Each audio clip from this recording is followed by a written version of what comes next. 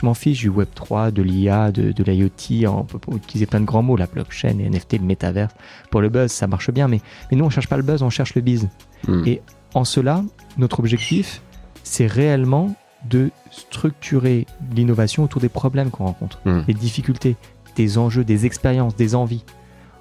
On s'en fiche de vendre de la blockchain, on s'en fiche de vendre de l'IA. Ce qu'on veut, c'est résoudre des problèmes, qu'il s'agisse d'utiliser l'IA, le Web3 ou autre chose.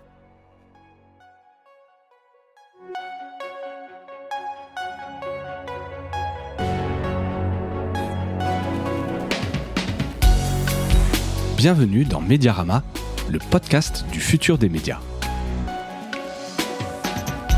Je suis François Desfossés et chaque semaine, je rencontre des entrepreneurs, des têtes penseuses et des experts de la galaxie média. Ce podcast est proposé par Cosa Vostra, agence de conseil tech et créative. Retrouvez-nous sur cosavostra.com.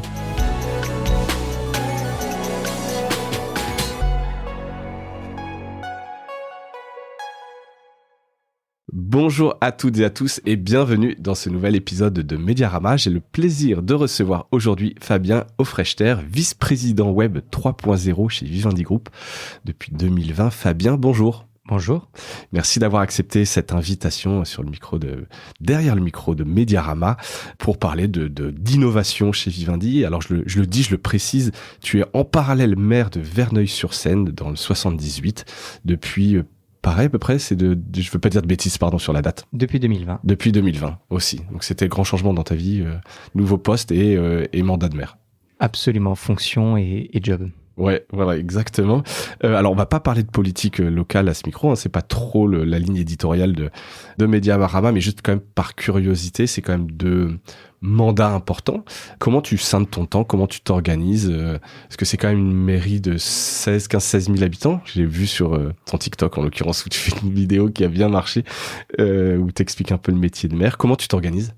Je m'organise pas et je suis à 100% Vivendi et 100% maire. Ouais. C'est juste quand on a appris à jongler à plusieurs balles, une de plus. Non, je plaisante. C'est évidemment, ça demande de l'organisation, mais la réalité, c'est surtout que de part et d'autre, il faut être avec de bonnes équipes, simplement. C'est ça, c'est vraiment de savoir se déléguer, bien s'entourer, etc. Mais tu es maire en permanence, on peut t'appeler n'importe quand dans la journée, alors sauf si t'es dans une grosse réunion, un COMEX. Oui, non, ça, ce sont des choses qui arrivent. Après, la réalité, c'est qu'on a des systèmes d'astreinte avec les élus, les astreintes techniques, les astreintes de sécurité, donc on est quand même pas tout seul. Moi, sur une mairie aujourd'hui quasi 17 000 habitants, on a évidemment 450 agents, donc on n'est pas tout seul, heureusement. C'est plus difficile sur les petites communes finalement qui ont moins de services. Oui, voilà, t'es moins nous, on a une ville qui est particulière, qui est une ville qui est structurée avec des services qui sont très présents et puis franchement une attractivité particulière puisqu'on a le RER Éole qui va arriver à Verneuil-sur-Seine dans 2 ans, en décembre 2026, donc beaucoup d'opportunités d'attractivité économique, des projets de campus, des projets de rénovation de quartier, des projets pour repenser et redessiner la ville, que ce soit sur des sujets très urbain, très écolo, très dynamique, mais d'une certaine manière, c'est pas complètement décorrélé de ce que je peux faire chez Vivendi, puisque après tout, l'innovation, c'est dessiner demain. Exactement, c'est joliment dit, belle formule. Concrètement, qu'est-ce que tu fais chez Vivendi ? Alors j'ai dit ce titre, vice-président web 3.0, bon ça veut dire plein de choses, pas forcément grand chose, on s'imagine quand même que tu penses le futur, mais qu'est-ce que tu fais concrètement ? Rien, tu l'as dit. Non, je plaisante.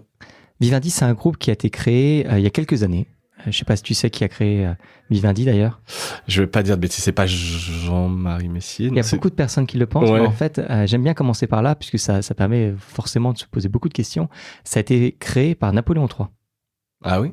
Ok, vas-y, je suis par curiosité, tu peux prendre... Et je pense que ça pose tout de suite le sujet de l'innovation dans le groupe, puisque c'était fondé par Napoléon III, et à l'époque, c'était une compagnie des eaux, c'était la compagnie des eaux des frères Perrier. D'accord. Et puis, le groupe s'est transformé pour devenir plus tard une holding plutôt financière, puis ensuite spécialisée dans le real estate, et puis ensuite revenir ces dernières années pour devenir le leader européen à la fois de l'entertainment, des médias, et à travers ces grands thèmes du gaming, de la publicité, etc. Donc on est sur un groupe qui a été transformé, qui n'a pas peur de se transformer et qui sait que pour exister, il faut d'ailleurs se transformer. Donc moi, au quotidien, je fais partie de la direction stratégie innovation.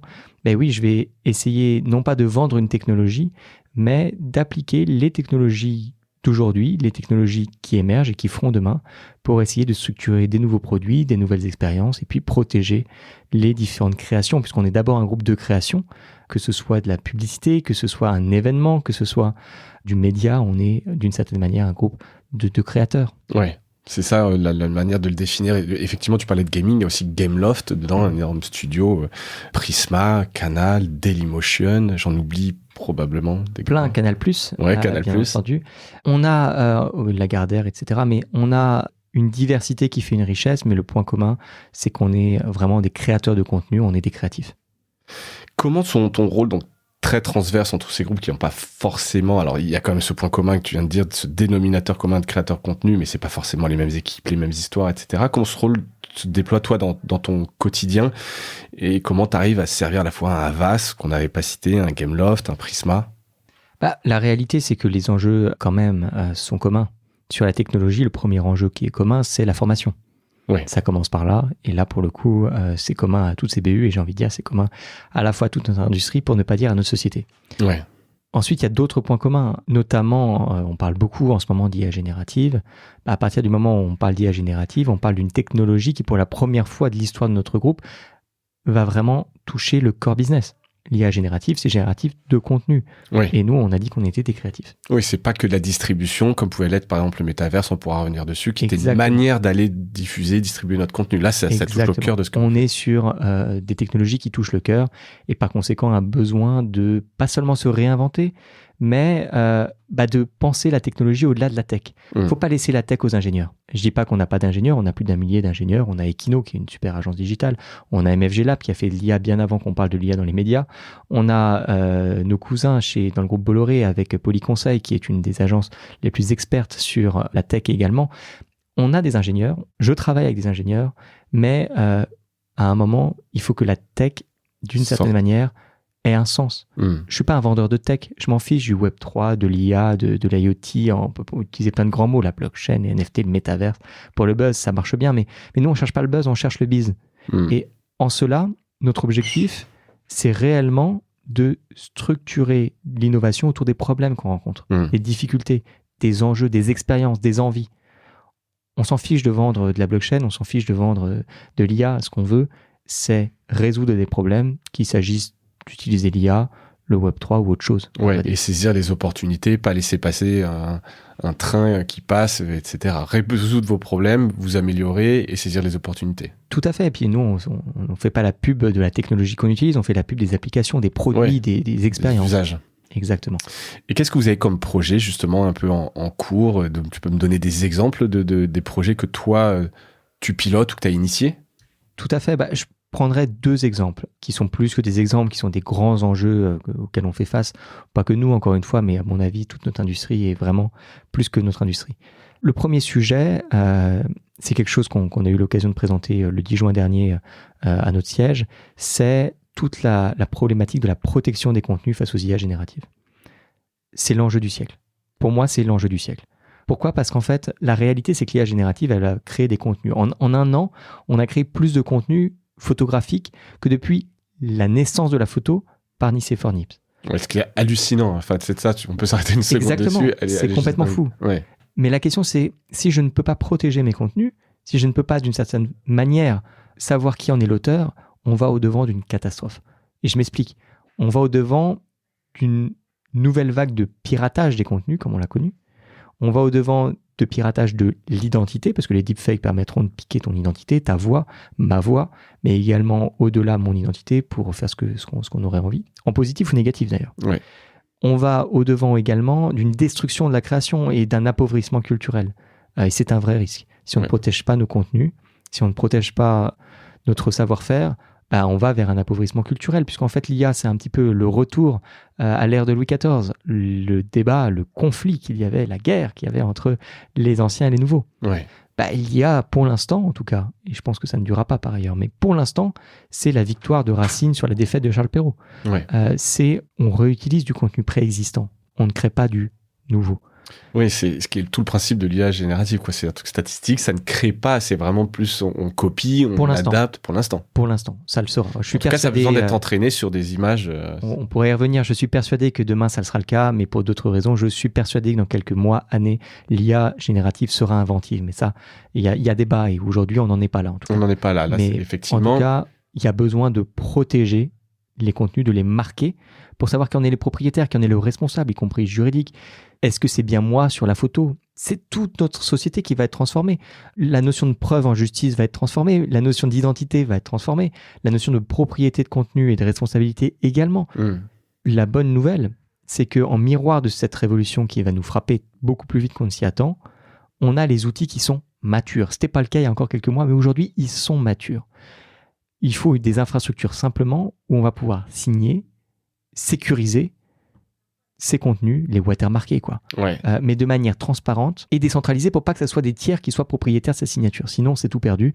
Et on le voit déjà, puisque c'est le point commun sur ces signatures, qu'on soit en Chine, à Shenzhen pour watermarquer des publicités avant de les présenter à des clients, ou qu'on soit dans la Silicon Valley avec les GAFA, qui sont déjà en train d'utiliser ces process autour d'une norme qui s'appelle C2PA et que Vivendi rejoint. D'accord. Ce qu'il faut aujourd'hui, c'est ça. C'est la protection des contenus. Et ça aura un effet positif que personne n'a encore vu, ni vraiment compris. Mais d'ailleurs, peut-être qu'on pourrait faire un POC ici même, en direct. Mais le podcast, par exemple. Bon, celui-ci, ce n'est pas forcément le cas, mais des podcasts payants ou des contenus comme des PDF payants de médias, les Échos. On a tous des abonnements, mais le PDF des Échos, si j'ai pas d'abonnement, je peux me le procurer facilement. Oui, si t'en as un et que tu me le passes. Ça transfère des groupes où t'as l'équipe, exactement. Le PDF, les potes qui se le passent, etc. C'est très facile. Si on fait du watermarking, les médias auront 2 victoires immédiates. Une première victoire, une meilleure connaissance client, car une meilleure connaissance data de par quelle personne transite ces PDF ou ces podcasts ou ces contenus tout simplement. Et deuxièmement, on pourra envisager des marchés secondaires. Donc on va pouvoir développer de nouveaux marchés et là ça devient très intéressant. Oui, forcément. Et donc ça se base sur la blockchain ? Absolument, c'est le point commun en termes d'infrastructure, mais la tech d'une certaine manière peu importe. Encore une fois, tu dis ce qui est intéressant, c'est l'application. Ouais. Et pour moi, c'est vraiment le cœur du sujet. Ça permet de protéger des contenus, d'éviter qu'un communiqué de presse pirate soit publié et passe dans la presse et par conséquent puisse déstabiliser une entreprise. C'est pas de la science-fiction, ça arrivait à Vinci au moment de Notre-Dame-des-Landes, un faux communiqué de presse qui a fait cracher le cours de bourse.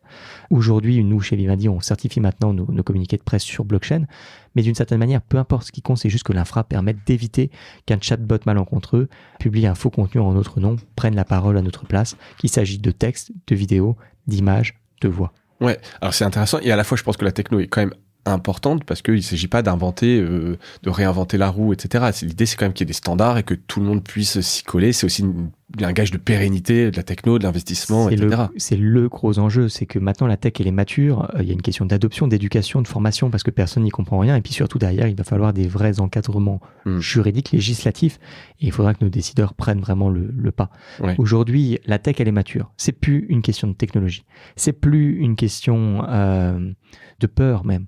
On n'a pas peur d'une tech à partir du moment où elle est invisible. Par contre, c'est une question d'adoption de normes, de protocoles. Aujourd'hui, les choses sont en train de faire leur chemin.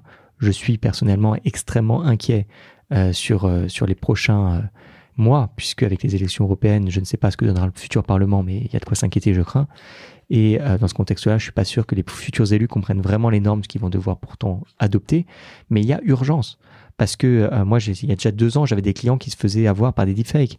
Et demain, où les deepfakes seront complètement démocratisés à portée de main. Oui, ce sera à un clic. Ça va devenir extrêmement compliqué. Ouais. Aujourd'hui, c'est déjà un clic. Aujourd'hui, on peut déjà s'amuser. Moi, je m'amuse beaucoup à montrer le réalisme. C'est plus comme hier, hein, on voit plus un deepfake. On peut faire des jeux, on montre des images en vrai, en faux, en IA, en pas IA. C'est terminé. Il faut plus dire qu'on a peur ou qu'on n'a pas peur. On n'a pas eu peur de Photoshop. Non, c'est juste là et comment on fait. Comment on l'encadre et comment on responsabilise. On ne peut plus avoir des contenus auto-générés qui n'auraient plus zéro responsable. Il faut certifier et protéger les contenus. Il faut marquer nos contenus. contenu made in IA, made in humain, made in IA et plus humain, qui est responsable, qui touche l'argent. Il y a tous les modèles à réinventer. Et chez nous, c'est clé puisque c'est le cœur de votre activité. Ouais, clairement. Et donc ça, c'est ton gros sujet. C'est le premier. Vraiment pouvoir authentifier un contenu, le marquer et quelque part pouvoir suivre, le tracer et pour tous les bons usages business, y compris de recirculation, etc. Oui, et puis dont ça on permet parle. de tracer l'info, savoir qui dit quoi, mieux comprendre. Dans le cadre de l'info, oui. Ça pose énormément de questions éthiques, évidemment. Mais la réalité, c'est que ça doit apporter un mieux. Parce que ça doit permettre de mieux rétribuer les créateurs, mieux responsabiliser ceux qui diffusent du contenu. Et d'une certaine manière, ça a aussi 2 side effects, comme on dit. Le premier side effect, c'est que ça rend possible ce qui est aujourd'hui impossible, à savoir l'interdiction de certains contenus à certaines personnes. Et ça fait bizarre de parler comme ça, parce que ça parle censure, mais en réalité, ça permet par exemple de paramétrer un contenu qui peut devenir ainsi vraiment interdit aux moins de 18 ans. Ouais. Ou vraiment interdit à certains pays. Ou certaines régions. Bon, ça pose d'autres questions. Ouais, non, mais bon, dans les trucs positifs, ça peut être interdire vraiment le porno à des enfants de moins de 18 ans, à des mineurs, quoi. Donc ça, c'est typiquement le genre de sujet qu'on regarde de près, parce que c'est le cas aussi dans le jeu vidéo. Ouais. Et puis, le deuxième side effect, c'est vraiment qu'à partir du moment où je vais pouvoir contrôler mes contenus, et que c'est une norme qui n'est pas une norme Vivendi, ni une norme France, il faut que ce soit une norme globale, et ben on va pouvoir, d'une certaine manière, sauver les petits créateurs des IA génératives qui deviendront ce qu'elles doivent être, à savoir un pinceau et non pas le moteur d'une sorte de grand remplacement technologique qui pourtant pourrait être le cas si on ne fait pas ce travail, honnêtement. Mais on doit s'en prémunir. Et donc tu peux rappeler le nom de cette norme ? Alors cette norme aujourd'hui, elle est portée par des consortiums. Le plus connu, c'est celui de C2PA, dont Vivendi fait partie. On fait partie également des normes CAI et ce sont des structures normatives qui sont structure autour d'associations.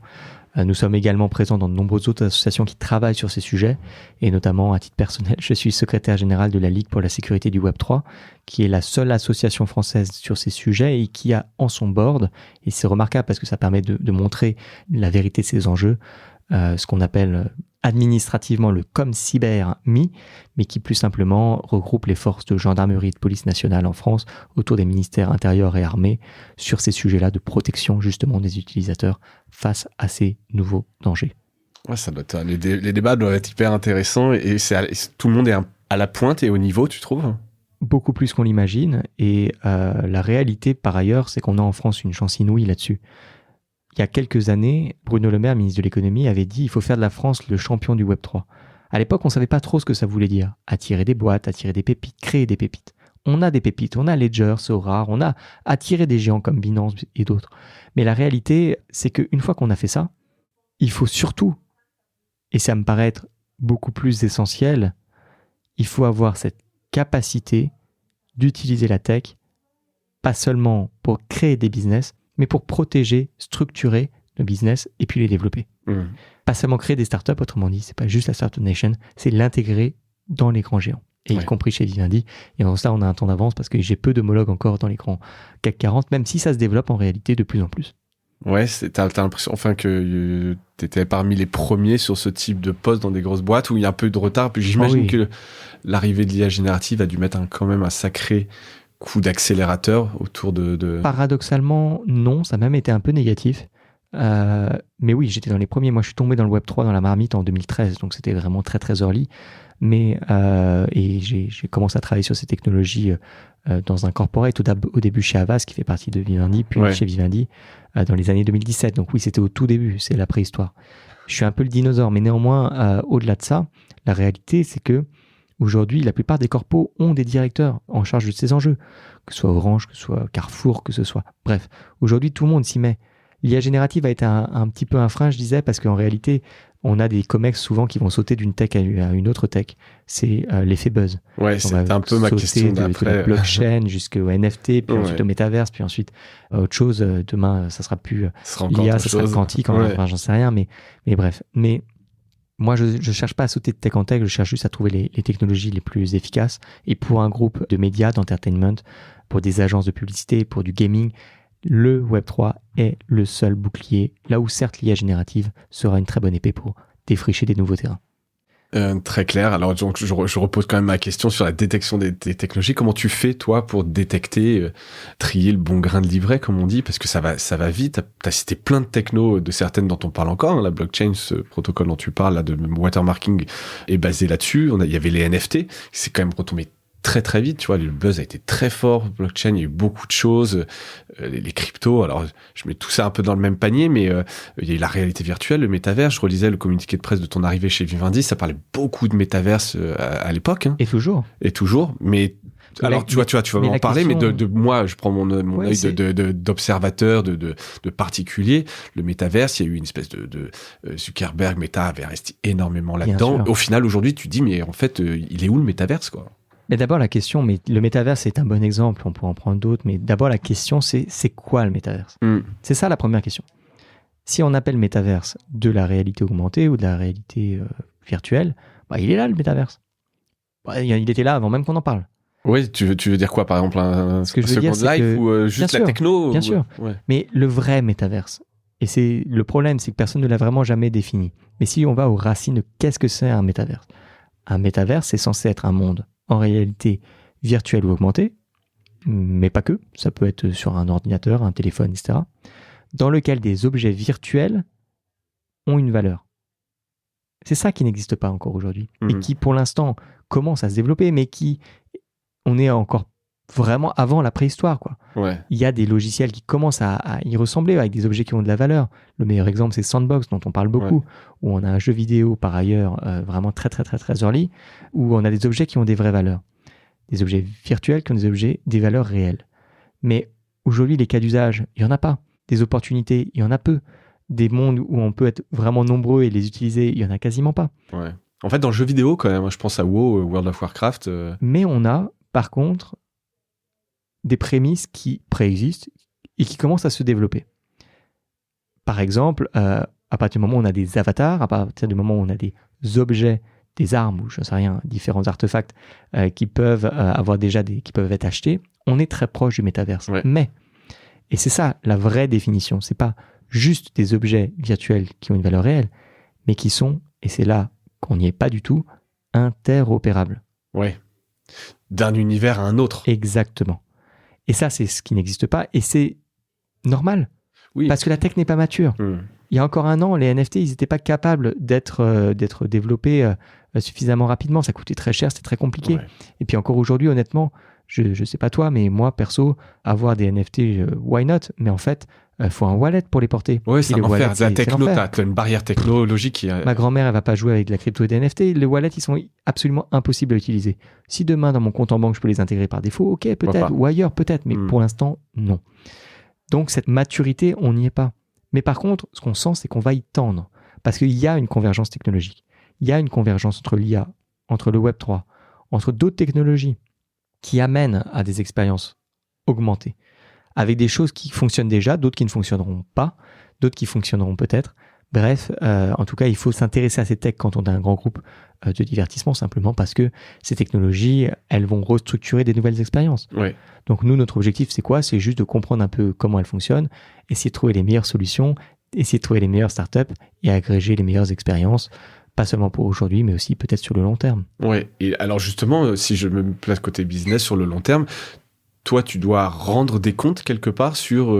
si tu investis beaucoup sur blockchain ou métaverse et qu'au final, on sent toujours que c'est bien, mais l'usage n'est pas encore là, c'est pas encore mature, ça va peut-être prendre 5 ans, 10 ans, tu continues d'investir, on te dit pas au bout d'un moment... Moi, je suis pas un investisseur, donc je mets pas un rond sur rien.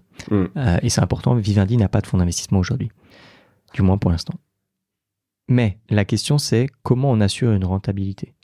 Or, aujourd'hui, ce qu'on constate, c'est qu'on répond à des problèmes. Et la tech, il se trouve, le Web3 répond à 2 problèmes qui sont les problèmes cœur de notre industrie. C'est pas moi qui suis fan de blockchain et de Web3, un peu quand même, mais j'ai envie de dire, je m'en fiche d'une certaine manière. S'il n'y avait pas de besoin, je ne serais pas là-dessus.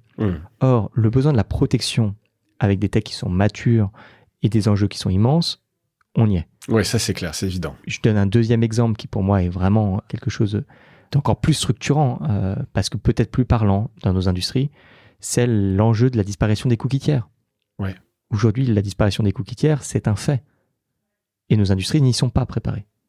On n'est pas prêt. On fait tous semblant, on s'améliore. En même temps, ça se reporte tout le temps, la disparition. Heureusement, parce qu'on n'est pas prêt. Et parce qu'il n'y a pas de solution à la place. Alors, il y en a plein, mais tu veux dire, il n'y a peut-être pas le standard, mais il y a eu plein de solutions. Le problème, c'est que toutes les solutions et toutes les pistes, elles ont un point commun. C'est qu'on sent bien à chaque fois qu'on essaie de s'en emparer, qu'elles vont finalement pas améliorer vraiment le quotidien ni des utilisateurs, ni des annonceurs, ni de personne. Et que par conséquent, de toute façon, elles finiraient par être illégales ou elles finiraient par être encadrées.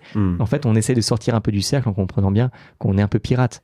Ouais. On va pas sauver des industries comme ça. Or, aujourd'hui, remplacer les cookies tiers par des tokens qui seraient transparents, qui seraient par conséquent plus éthiques et qui permettraient de renouveler, repenser la relation entre lecteurs, annonceurs et médias, ce sont des choses qui sont matures, possibles et développées. On a lancé le 10 juin dernier la première solution, le premier média au monde, c'est Capital de Prisma Media, qui a lancé sa solution de ce qu'on appelle vulgairement et technologiquement le token gated, mais peu importe, qui est simplement une petite révolution à l'échelle de nos industries qui passe par ce constat qui est qu'en effet, il y a beaucoup de marques qui n'ont pas compris ce qu'étaient les NFT, mais qui en ont fait. Et elles ont fait un peu n'importe quoi. Oui, les Carrefour, les... Oui, voilà, vendre des unes de machin. Voilà. Mais ça peut être intéressant encore parce que c'est du collectible. Mais j'ai envie de dire, ceux qui ont lancé des NFT sans usage, ça n'avait aucun sens. Mais à partir du moment où on leur dit, les cocos, vous avez fait une bêtise, ok. Si on vous donne enfin un sens à ces tokens, est-ce que ça vous intéresse ? Oui, ça va les intéresser. On va leur dire, voilà, vous payez en tant qu'annonceur un montant mensuel ou annuel, peu importe, ça va être moins cher que de la publicité en plus. Et on vous propose le modèle suivant. Tous les gens qui auront vos tokens, gratuitement, ils pourront accéder via leur token au contenu de Capital. Ça a plusieurs intérêts. Un, ça leur permet de trouver un intérêt à leur token. Et donc de redonner un sens. Deux, ça va leur permettre de tracer la totalité de ce que va consulter le lecteur. Ça veut dire que les gens passionnés par Carrefour qui ont été jusqu'à acheter un NFT, derrière, on va pouvoir savoir ce qui les intéresse dans Capital. Donc, on va pouvoir les abreuver d'un contenu qui sera beaucoup plus transparent. On remplace le cookie par le token. Et troisièmement, on va pouvoir, comme on est sur une infra-blockchain et que c'est transparent et que c'est interopérable, on va avoir cette capacité de suivre au-delà du média sur toutes les activations tierces qu'il pourrait faire avec son NFT. Ça devient hyper intéressant. On réinvente une sorte de CRM décentralisé. Et c'est plus de la science-fiction, ça marche. Et d'ailleurs, c'est ouvert, on peut le tester sur le magazine Capital. D'accord, ça c'est hyper intéressant. Et en fait, ce qui est un peu nouveau là dans ça, c'est qu'il y a un tiers, c'est l'annonceur. Donc là, vous, dans la vision, dans le cas d'usage que vous imaginez le plus probant, c'est vous allez voir un annonceur, vous lui expliquez ce dispositif en lui disant t'investis un peu et tu distribues les tokens, à toi de trouver les modalités de distribution, peu importe, ou même les vendre. Et derrière, nous, on te garantit que il y aura des perks à ces tokens. Ce sera dans l'ensemble de nos IP. Aujourd'hui, Capital, demain, d'autres choses. Ils pourront avoir ça. Et puis après, tu as une liste, tu mets une valeur en face. Et surtout, ce qui devient intéressant, c'est qu'au token, le token est paramétrable. Autrement dit, c'est comme un compte client, si je simplifie. Oui, tu peux le mettre à jour. Je peux tout à fait, moi, en tant qu'utilisateur, dire, pour ce type de truc, ok, je donne toute ma data. Pour cette catégorie-là, pas tout. Sur cette catégorie-là, que ça. Bref, je peux paramétrer mon compte et je suis donc beaucoup plus propriétaire et responsabilisé sur mon usage de la data. Et c'est ça que je n'ai pas encore aujourd'hui dans la plupart des médias. Mais on voit bien que le token va permettre de prendre une revanche, d'une certaine manière, sur la propriété de ces data. Et c'est éthique, c'est positif, c'est populaire. Je pense que ça sera un des modèles qui va se développer à très moyen terme. C'est quelque chose qu'on avait essayé de vendre à Arte, en l'occurrence, il y a 2-3 ans, quand c'était la folie, en disant, il peut y avoir un truc intéressant, tu peux avoir accès à des avant-premières, et en fait, tu te loguerais avec ce token, mais tu vois, je pense que la barrière techno était encore un peu trop haute. Mais pour que ça marche, il y a une solution. Il faut d'abord commencer par arrêter d'utiliser tous les mots qui font peur à tout le monde. Donc, il ne faut plus parler de NFT, il ne faut plus parler de blockchain, oui, en parler fait, de wallet. On oublie la tech, c'est juste pour parler de l'usage. On parle de l'usage. Et on dit simplement, on va vous donner un compte qui va vous permettre de suivre sans cookie tiers, en toute transparence, tout ce que font vos lecteurs, tout ce que font vos utilisateurs, tout ce que font vos passionnés. Ce sont des choses qui marchent très bien. Il y a quelques années, on avait lancé des NFT pour des festivals, notamment à Garo Rock chez Vivendi. Et on s'était rendu compte qu'avec des activations précises, on trouvait non seulement des annonceurs, mais des expériences géniales qu'on pouvait associer aux NFT. Là, on fait la même chose. On a pu le faire pour l'Olympia, on a pu le faire pour d'autres marques. Mais là, on le fait avec Capital parce qu'on a bien compris qu'en plus, on a des lecteurs de Capital qui sont passionnés par le Web3. On aura dans les prochains mois, probablement en août, à la sortie d'un hors-série dédié au Web3. Je ne sais pas si ça sera, dans les prochains mois en tout cas. Mais on voit bien qu'on a des gens qui sont intéressés par l'IA, qui sont intéressés par le Web3, qui comprennent comment les choses s'emboîtent. Oui, qui peuvent avoir cette petite curiosité en plus d'aller créer un compte, autre chose et te tester. Et qui ont déjà des wallets. En France, les chiffres, ils sont frappants. On a plus d'utilisateurs de crypto en France qu'aux États-Unis. Proportionnellement. Ouais, sur la population. Et la croissance, elle est très forte. Je lisais l'autre jour les études. Les études, elles sont claires. On a dépassé les 15% d'utilisateurs. On a des gens qui ne vont pas le déclarer, au sens dans un sondage. Ouais. Fiscalement, vaut mieux. Mais, il y a un peu de flou encore. Ouais. Les gens ne le crient pas trop fort. Mais par contre, ils le font. Ouais.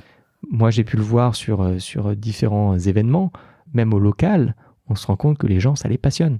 Et c'est pas forcément les gens qu'on s'imagine non plus. Non, probablement. T'as raison. Et alors oui, petit aparté, en tant que maire, tu imagines plein de choses pour les administrer. Enfin, même nous, en tant que citoyens, ce wallet pourrait permettre énormément de choses aussi en termes administratifs. Bien sûr. De vote, de ce qu'on y met. Moi, j'étais le premier maire, le premier gogo au monde à avoir lancé un vote sur blockchain. Je l'ai lancé en 2020 suite à mon élection, puisqu'il y avait un projet départemental qui visait à créer une route qui devait traverser une forêt et une plaine agricole, 500 hectares de forêt, 400 de plaine agricole à peu près, pour faire un contournement du boulevard urbain de ma ville. D'accord. Les gens, je leur ai donné l'option physique et numérique. On a eu des très bonnes participations aux deux. Il se trouve qu'on a pu sauver la forêt grâce à ça, parce que 80% des habitants ont voulu sauver la forêt de la plaine agricole. Mais il se trouve malheureusement surtout qu'on a dû arrêter la consultation numérique que j'avais développée sur Tezos et qui a été hackée, puisque c'est le malheur quand on est un petit peu visible sur ces sujets comme moi et exposé. Ouais. Mais ce qui est super intéressant, c'est que parce que c'était sur blockchain, on a pu montrer que malgré le hack de l'infrastructure de la startup qu'on avait utilisée, personne n'avait pu bouger les votes. Oui, c'est ça. En fait, c'est tout ce qui était autour, la surcouche a été hackée, mais les votes qui ont été enregistrés, qui ont été inscrits dans la blockchain, étaient là, vérifiables et on pouvait les vérifier et les valider. Et c'est très intéressant puisque c'est malheureusement le cas d'usage le plus essentiel et le plus intéressant de la tech. C'est parce que c'est sur blockchain, on est capable de démontrer que les votes étaient réels. Ouais. Et ça, c'est quelque chose qui semblait encore une fois très précurseur, et ça l'était en 2020. Mais là, en ce moment, les élections en Corée, elles sont comment ? Même dispositif. Ouais. J'ai pu échanger avec eux parce qu'ils ont fait le rétexte en regardant ce qu'on avait vécu nous. Ouais. Et c'était intéressant parce qu'en plus, on a eu toute la jurisprudence, il y a eu le procès, etc. La personne ça a fait avancer. Ça... Qui avait hacké, pardon Je vais pas donner son nom pour pas lui faire de pub, mais c'était un individu, mais c'était pas... ton opposant politique. Non, c'était un individu qui voulait... C'était un hacker un peu connu qui a voulu s'amuser, mais d'une certaine manière, il a été condamné, etc. Il a payé suffisamment cher, mais il fallait, parce qu'en plus, ça fait jurisprudence, donc c'est pas mal. Mais ça a fait avancer le truc, parce que je vais pas m'en féliciter, ça a été très dur d'expliquer à 17 000 habitants ce que c'est la blockchain. Ça, une autre histoire. Mais la réalité, c'est qu'au regard de la technologie, ça a fait beaucoup avancer les choses. Parce que la CNIL, le tribunal, etc. Obligés de se prononcer. Obligés de se prononcer. Et ça a permis de valider la chose. Donc c'est très intéressant.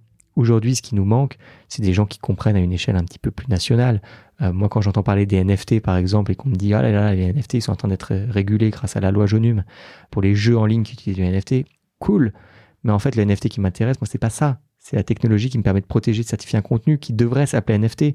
Mais en fait, le problème, c'est qu'on utilise des mots pour recouper des réalités. Ouais. Et souvent, c'est celle qui fait le plus de buzz qui gagne, au lieu que ce soit celle qui fasse le plus de bise, pour reprendre ce que je disais tout à l'heure. Donc, un de tes chevaux de bataille, c'est justement de pas utiliser forcément ces termes-là, ou de d'effacer la techno et de recentrer sur l'usage. Il faut recentrer sur l'usage, il faut recentrer sur les applications, sur les expériences. Franchement, on s'en fiche de la tech. Oui, alors moi j'aime bien en parler, mais je vois ce que tu veux dire si tu veux pas faire peur aux gens. Mais le problème, c'est que si je fais il y a plein de gens qui n'ont pas cette appétence. Le problème, c'est que la tech, c'est pas ce qui va me préoccuper. Je vais donner un exemple. On parlait tout à l'heure de normes de certification, d'authentification, de protection. Moi, je m'en fiche de la norme. Je veux juste qu'elle fonctionne, qu'elle soit dans les mœurs. Et le meilleur exemple qui soit, c'est aujourd'hui, quels sont les sites internet qui n'utilisent plus la norme HTTPS ? Des sites soit très amateurs, soit des arnaques. Voilà. Et par conséquent, aujourd'hui, on tilte tout de suite quand il n'y a plus le S. Ouais. Et pourtant, on ne sait même plus ce que ça veut dire HTTP. Ouais. Bon, je le sais, moi, je te teste. Mais le grand public.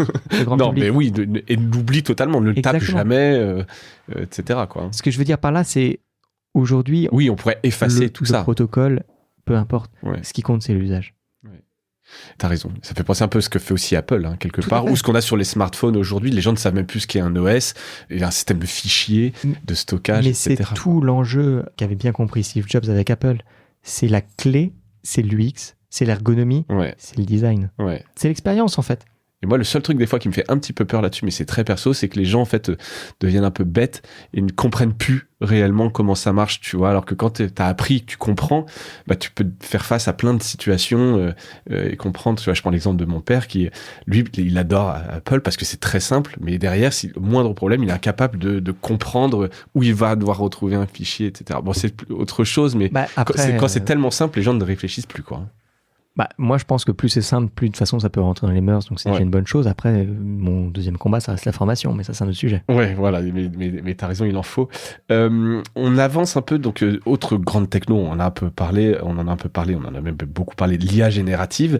Vous en êtes où? Je citais quand même, par exemple, un groupe comme Axel Springer qui a, dès 2023, c'est un des premiers communiqués sur le sujet, ils ont créé une unité dédié pour faire avancer en interne. Il y a eu des projets porteurs et voilà, il y a d'autres médias comme Politico, Build qui le font de manière transverse. Est-ce que c'est des inspirations pour vous? Vous en êtes où dans le groupe? J'imagine qu'il y a un peu de disparité entre chaque entité, mais vous en êtes où là en juin 2024?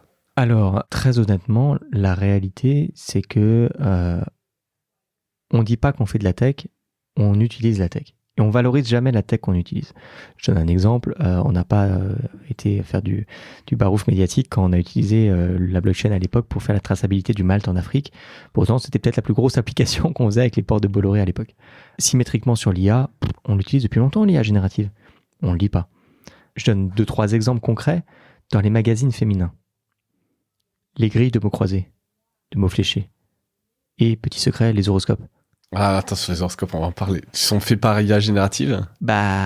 Disons que ça change quoi? Tu sais quoi? Ça change une chose. Et c'est un truc que je trouve génial. C'est que ton horoscope, c'est probablement la meilleure manière d'appréhender le sujet sur une échelle plus grande. Parce que ça change quoi? Rien en réalité sur le texte. Par contre, si tu mets juste un texte généré par IA générative, personne ne va le lire. Et on a fait des tests là-dessus. Par contre, si tu associes une personnalité avec un contact, là oui. Ce qui montre que paradoxalement, il y a toujours une question d'humanité, d'humanisation de la technologie. Ouais, comme un miroir, on veut... Exactement. Et les gens vont avoir peur parce qu'ils se sentent remplacés, etc. Mais on voit bien très rapidement qu'en fait, au bout d'un moment, on reconnecte avec l'humain. Ouais. Mais au-delà de ça, nous, on l'utilise dans de très nombreux de nos business. Je ne vais pas faire toute la liste parce que les usages sont très, très pluriels. Nous, on communique pas forcément sur les différents pas une page cas. avec la liste de tout, histoire de montrer que... Ça n'a aucun sens. Mais bien sûr qu'on a fait de la formation. Moi, j'ai participé il y a plus d'un an maintenant à tout ce qui était formation sur l'IA générative. On a formé tous nos employés, y compris les assistantes, etc. Tout le monde. Je sais que vous avez mis en place avec des formations en ligne, des e-learning, etc. On a fait les e-learning à l'époque. On a fait, ça nous a pris un été. Formation à l'intro à l'IA, formation sur le prompt, etc. Ensuite, moi, je suis passé former tous les RH de tout le groupe pour pouvoir veiller à ce que ce soit eux qui puissent être moteurs sur la formation, former métier par métier. Donc, le stream formation déjà était énorme. Et aujourd'hui, honnêtement, il est fait y compris à niveau COMEX. On avait des COMEX dédiés à ces sujets, ce qui est pour le coup assez exemplaire. Ouais. Ensuite, on a des besoins métiers. Et là, honnêtement, moi, je ne vais pas mettre mes doigts dans les besoins métiers. Ils savent mieux que moi. Et oui, tu ne descends pas à ce niveau-là. Non, ils savent mieux que moi. Moi, ils auront besoin de nous sur des regards plus macro, sur des interopérabilités, sur des interactions entre BU, pour éviter de refaire le travail 10 fois. Mais ils sauront mieux que moi sur leur métier. Moi, je vais plutôt apprendre d'eux, d'ailleurs. Et c'est d'ailleurs tout l'intérêt de ce que je fais. Ouais, bien sûr. C'est quoi le niveau d'acculturation des équipes sur ces technos Est-ce que, au-delà donc, des use cases, donc j'ai bien compris, vous l'utilisez, etc., il y a quand même une ambition affichée, structurée. On t'a demandé un peu de formaliser une ambition autour de l'IA générative? Ça veut rien dire. Pour moi, ça veut rien dire parce qu'encore une fois, on formalise pas par tech. On formalise par type de problématique. Donc nous, on n'est pas avec des petites fiches en disant il faut cocher des cases IA. Quand il y a des BU qui par malheur le font, je suis le premier à tirer la tête. Non, faut pas le faire. Ça n'a aucun sens. On a fait dans les BU, on l'a tous fait, mais dans toutes les industries. Allez, on va regarder l'IA, elle est où dans tout... Ça n'a aucun sens. Ça peut flatter quelqu'un qui peut dire comme ça, un dirigeant qui pourrait dire disons on fait de l'IA, on s'en fout. Aujourd'hui, quand on le faisait, on avait des centaines de pages de cas, mais qu'est-ce que ça veut dire? On s'en fiche de lister le développement. Par contre, utiliser les technologies après une acculturation pour résoudre des vrais problèmes nouveaux auxquels on fait face depuis longtemps, là, ouais. y compris quand on a des vrais dangers business. Oui. Là, oui. Donc c'est plutôt partir de ça, de vos problèmes. On part des pain points. Ouais, des pain points en disant, voilà, est-ce que pour un pain point, comment on peut le résoudre? Et si, parmi les réponses, l'IA peut être une bonne solution, vous regardez. Exactement. C'est plutôt dit comme ça, ça a du sens, évidemment. Donc pas d'objectif chiffré. Là, ça non, ça n'a aucun sens. Théorisé, mais... Non, ça n'a aucun sens parce que on peut regarder après cas par cas le ROI sur un cas d'usage. Ouais. Et on le fait évidemment, mais pas sur une tech, c'est pas possible. Donc comment toi, tu mesures ton succès, ou est-ce que, je sais pas à qui tu reportes, mais comment est-ce qu'on mesure le ROI de ce que toi, Fabien, tu fais? Très honnêtement, c'est simple. C'est demain, l'IA générative peut destroy toutes nos créations. Ouais. À court terme, c'est à 2 ans. Ouais, bien sûr, mais j'en suis convaincu. Protéger nos créations, c'est la seule manière d'éviter de détruire notre business. Et on parle de destruction. Donc, le ROI, il est très simple. Est-ce qu'on sera encore vivant dans 2 ans? Oui, c'est la burning platform, quoi. C'est si on fait pas quelque chose, on peut disparaître. Pour commencer. Ouais. Enfin, c'est le meilleur cas. C'est même pas une question de chiffre, c'est une question de on peut de survie, mourir. Et je pense qu'il y a que quand d'ailleurs une industrie est en train d'être menacée comme ça, qu'on va avoir autant et de moyens et d'agilité pour se réinventer. Et c'est tant mieux. Oui, tu vois, quand on est au pied du mur, c'est là où on est le plus féroce, ce que disait Sun Tzu. En termes de méthodologie, je descends d'un niveau. Est-ce que quand vous implémentez des nouvelles technos, vous les évaluez, est-ce que tu as un framework, une méthodologie d'implémentation qui permet de dire...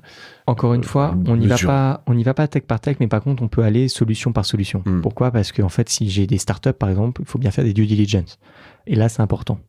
C'est un peu le reproche que je fais d'ailleurs souvent sur à la fois fonds d'investissement ou labellisation d'État, etc. C'est que si on fait pas des audits cyber, une petite évaluation RSE, des petites évaluations de souveraineté, etc., bah oui, on va dans le mur.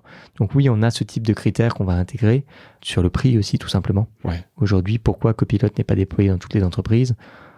La solution, elle est mature, elle existe. Bah, c'est juste pour 2 raisons. Hein. 1, ça marche pas super bien. Et 2, ça coûte trop cher. Ouais. Bon, ça, c'est des critères assez objectifs. Sur des technos, je reprends, alors tu l'as dit, vous n'avez pas de fonds d'investissement, mais donc vous n'achetez pas de technologie, vous n'investissez pas dans des startups Non, on a un incubateur, on a des boîtes d'ingé que j'évoquais, on a des fonds qui vont être clients par exemple d'Avas, et donc ça nous permet d'accéder un petit peu à leur vivier et de voir ce qu'ils font. Donc on sait très bien ce que font nos clients, ce que fait notre écosystème, mais nous on n'investit pas pour l'instant. D'accord. Mais tu t'insistes quand même pour l'instant. C'est quand même, il y a être, tu vois, ce serait quand même cohérent de se dire, vous avez la capacité de faire des coups un peu stratégiques, une techno que vous voulez, voilà, de la préempter, etc. Rien n'est impossible. Ouais, on verra dans le futur. De toute façon, Vivendi est en pleine transformation, en pleine réorganisation. On verra dans quelques mois, années, ce qui sera possible dans le cadre du nouveau Vivendi. Ouais. Et alors, c'est quoi cette réorganisation, juste en quelques mots? C'est pour digérer un peu les différentes acquisitions, ou c'est pour se préparer C'est un projet de scission, sans pouvoir trop en dire, qui vise à, dans un point de vue purement d'abord financier, à éviter la décote de holding qui était forte aujourd'hui. Et preuve en est que depuis l'annonce, les choses sont reparties à la hausse. Donc c'était la bonne solution financière. Ouais. Et d'une certaine manière, la finance lead sur le business. Donc maintenant, la question, c'est comment juridiquement les choses peuvent se faire, quelles sont les différentes options pour structurer le groupe de demain, et comment on peut rester, pour ne pas dire encore se développer, en tant que leader non plus européen demain, mais peut-être mondial. Belle ambition. Je reviens sur ton côté de merde. J'allais dire que je parlerai pas de ça, mais en fait, il y a quand même des choses intéressantes dans ce que tu fais aussi. Et alors, c'était plus un peu anecdotique, mais ça rejoignait un peu quand même ton appétence pour la tech. Tu as créé un avatar, enfin un deepfake pour fêter tes vœux. Je voulais voir pourquoi et comment ça avait été un peu accueilli. Bah, en fait, c'est parti d'une blague, enfin d'une blague qui était pas drôle. C'est qu'en tant que maire, moi, j'ai pas de moyens pour faire ma com. Donc on m'a dit... T'as pas du tout alors tu dis ça ou t'as pas assez de moyens, mais si tu parlais de combien, de 450 agents dans 250 mais côté communication, on a une toute petite équipe. D'accord. Et dans ce contexte-là, on m'avait dit pour faire tes vœux, moi j'avais dit je ferais bien une vidéo, un truc institutionnel. On m'a dit ouais d'accord, mais Mais tu t'es alloué toi-même un budget de 0 € quand même pour tes vœux, donc il faudra que tu fasses un truc. Faut assumer maintenant.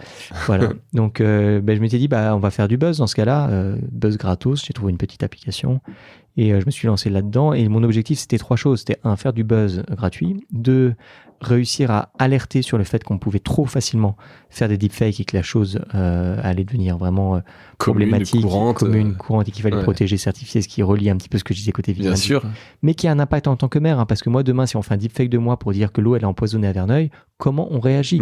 Personne ne sait le faire, hein, ça. Donc on a des vrais enjeux par ailleurs. Et puis troisièmement, c'était aussi l'occasion de faire de la pédagogie sur cette technologie et puis de tomber pile poil au bon moment, puisque je l'ai fait, je crois, ric-rac, au moment où politiquement certains se sont amusés à commencer à faire des deepfakes de personnalités politiques un petit peu plus exposées. Ouais, donc c'était bon time. Bon accueil, tu l'as annoncé à tout le monde que c'était un deepfake je l'ai assumé, oui. Pas... Tout de suite, oui, c'était pas genre... C'était marqué. Je livre et puis on verra les réactions. Mais je crois même que le deepfake le disait lui-même. D'accord. Est-ce que, si on regarde un peu dans le futur, donc là on était quand même un peu dans le présent, même si c'est des nouvelles techno, est-ce qu'il y a des nouvelles techno qui seraient faufilées sur ton radar, qui ont titillé ta curiosité, des choses dont on parle pas forcément encore dans le grand public? Moi, il y a 3 choses que je trouve géniales qui arrivent, mais juste personne n'y croit en fait. D'abord, les véhicules autonomes. Moi, j'ai essayé les Waymo à San Francisco, ça marche. J'ai essayé celle de Huawei en Chine, elle marche. Alors, il y a des questions de réglementation, des questions d'éthique, des questions dont on flippe quand on rentre dedans, etc. Mais ça marche. Donc là, tu parles vraiment des voitures sans chauffeur. Sans chauffeur. Full autonome. C'est pas la Tesla, c'est pas l'autopilote. Non, c'est la vraiment voiture autonome. Et ce que je trouve génial, c'est que ça pose des tas de questions dans un premier temps. Mais quand on monte dedans, on se rend compte surtout qu'ils ont trouvé, à l'occasion des réflexions autour des véhicules autonomes, des solutions pour des problèmes punaises, idiots. Ouais, qu'on a toujours. Et ils ont trouvé la solution en pensant véhicule autonome, alors que ça fait 50 ans qu'ils auraient pu la trouver, parce que c'était pas forcément... Par exemple. Et le meilleur exemple, c'est dans les véhicules autonomes, on s'ennuie, donc on veut consommer du contenu. Je sais pas toi, mais moi, en voiture, avec un téléphone, avec un petit écran, je suis tout de suite malade. Ah oui, pas moi, mais je sais qu'il y a des gens qui ne peuvent pas le faire. Moi, je peux pas. Ok. Et ils ont trouvé la solution pour ne plus être malade. C'est quoi, un journal papier? Même pas, non, un écran. Un écran, mais... qui par optiométrie et par solution de miroir permettent de ne pas être malade. Et je l'ai essayé. Dingue. J'y croyais pas trop, et en fait, ça marche. Et je me suis dit, ça, pour le coup, ça c'est la vraie innovation du quotidien. Non, je plaisante, mais du coup, je pense qu'il y a ce type d'innovations qui sont intéressantes. La deuxième que je trouve personnellement assez intéressante, c'est tout ce qui tourne autour des nouveaux types d'écrans. Ouais. Parce que pour l'instant, on voit pas trop ce que ça peut donner, mais on commence à le sentir. Les écrans transparents, par exemple. Pour moi, c'est un vrai truc. Parce que si demain, j'arrive dans un guichet à Tokyo et en fait, sur le guichet, pouf, par IA générative, je peux parler avec la personne et que c'est traduit en direct. Ouais, c'est un super exemple, ça. Là, ça commence à devenir... Et ça marche. J'ai essayé, ça marche. Pour faire pendant que le mec fait sa pause, il peut avoir un avatar sur cet écran d'un coup. Par exemple, ou le concierge numérique, ou tous ces... Et franchement, ça marche. Ça fait un peu peur, mais ça marche. Et je pense qu'on n'imagine pas à quel point ça peut être une révolution. Et je pense que ceux qui devraient se l'imaginer ne se l'imaginent encore moins. Mais c'est toutes les industries du verre. Je pense que pour Saint-Gobain, il y a vraiment un truc. Et puis, au-delà de tout ce qui est support, etc., je pourrais parler des heures sur tous les logiciels, parce qu'il y en a plein qui sont super intéressants. Il y a toutes les nouvelles technologies dont on parle beaucoup, IoT, quantique, blabla. Mais je pense parfois, il y a des trucs qui vont sauter aux yeux, qui n'ont rien à voir, par exemple, avec tout ce qu'on a pu aborder, mais qui, en termes d'innovation, sont tellement plus puissants. Typiquement, la miniaturisation des centrales nucléaires, c'est pas ce qui a fait le gros buzz à Vivatech, ça aurait dû en fait. C'était sans doute le truc le plus amusant, le plus intéressant, ça pose énormément de questions quand même quand on parle technologie et d'environnement. Donc là, on a des solutions qui sont probablement beaucoup plus transformatives. Et puis après, donc une petite centrale à l'échelle d'un immeuble, par exemple. Ouais, ça peut ressembler à bêtement à ces petits caissons qu'on a sur les bateaux, voilà. Et ça, cette taille-là, c'est mobile, ça peut bouger et ça permet d'avoir de l'énergie qui va être créée au local et qui peut être déplacée. Ouais. Donc, c'est des solutions qui font beaucoup réfléchir parce que quand on parle IA, quand on parle Web3, on nous oppose toujours le coût écologique, environnemental, blabla, ce qui est vrai par ailleurs, même si paradoxalement on se pose jamais la question du coût environnemental de tout produit numérique, y compris d'un podcast. Et dans ce côté-là, c'est ça la solution. C'est utilisons des énergies qui ne sont pas polluantes. Ouais. Donc après tout, c'est pour ça qu'il faut regarder ça. C'est intéressant. Ça me fait penser, il y avait un livre de Philippe Cadic, donc c'était très vieux, où c'était ça un peu son principe, c'était des petites piles nucléaires individuelles et chacun avait ça. Et en fait, ça m'avait fait un peu rêver en me disant, tu minimises le risque, etc. Parce qu'en fait, si c'est une petite pile et puis t'es indépendant, ça peut être moins facilement piraté à l'échelle d'une ville, d'un pays, etc. Je trouvais ça malin et je pense qu'on va arriver à des solutions comme ça. On arrive au bout de cet épisode, Fabien. Il me reste une dernière question à te poser. Est-ce que tu as un truc cool à nous partager? Alors, tu en as déjà partagé pas mal quand même, malgré tout. On sent quand même que tu voyages, que tu regardes beaucoup de choses et c'est assez intéressant. Mais est-ce que tu as un truc cool à nous partager ou à nous conseiller? J'oserais conseiller rien du tout à personne. Non, dans les trucs cool, je pense que il y a des transformations qui sont invisibles. Il y en a qui sont extrêmement visibles. Moi, je suis très passionné du fait de ma double casquette par tout ce qui est Smart City. Ouais.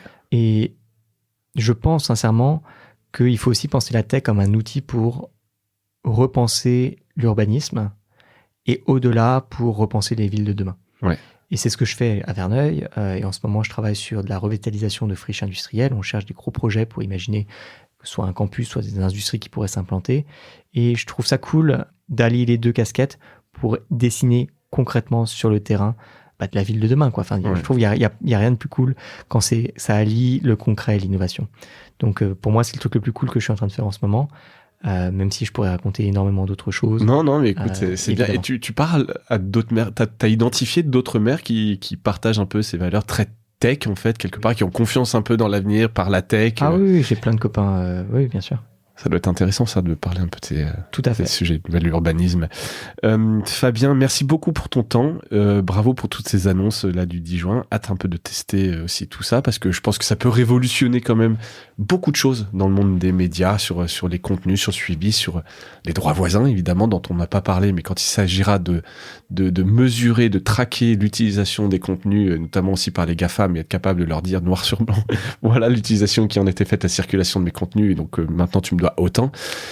Ce sera une belle avancée, je pense, quand même, pour les producteurs de contenus originaux dont vous faites partie. Merci pour ton temps, Fabien. Merci beaucoup. Et merci à toutes et à tous d'avoir écouté cet épisode. Je vous dis à bientôt. Salut!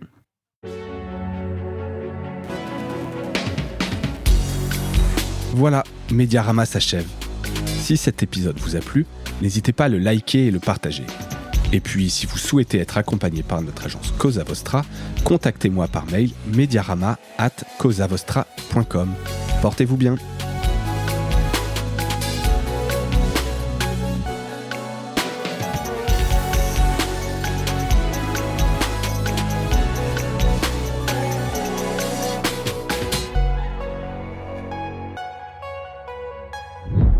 Cosa Vostra.